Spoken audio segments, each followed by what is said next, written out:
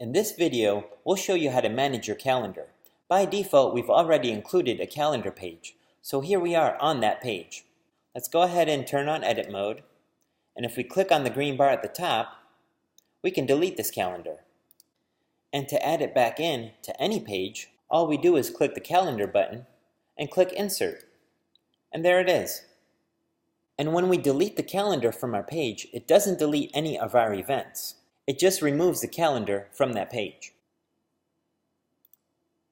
As you can see, our sample event is still in there, and you can delete that by clicking the red X. But we're just going to add a new event.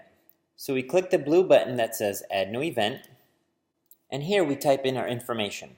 So let's add a title.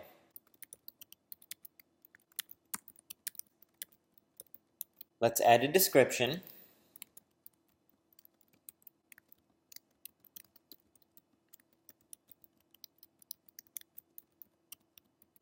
And we can add a link to another site or a link to one of our pages on our site. Now the date by default is always the current day, but we can change that to whatever we want.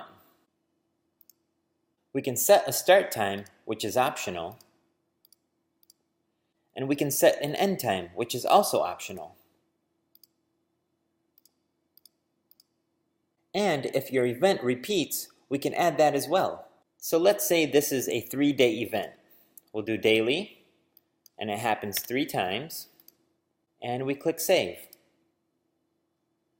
And now it's in our list of events. Let's add another one. Let's do Sunday morning service.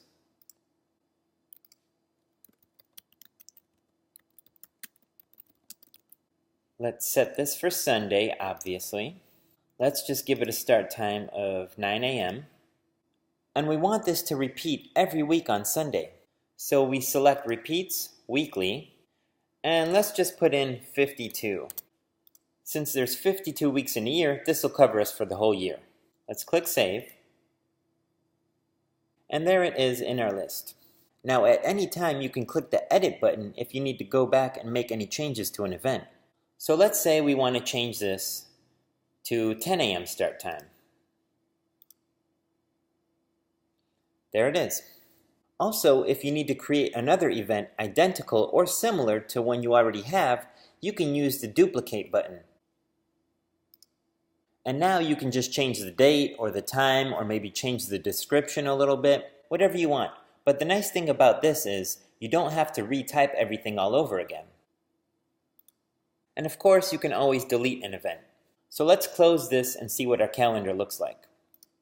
Now to refresh our calendar and to see the changes, we need to reload our web page.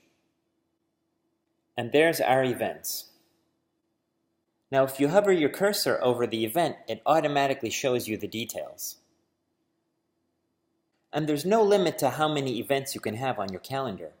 And if we go to the next month, we see that our Sunday morning service continues. And that's it for calendars.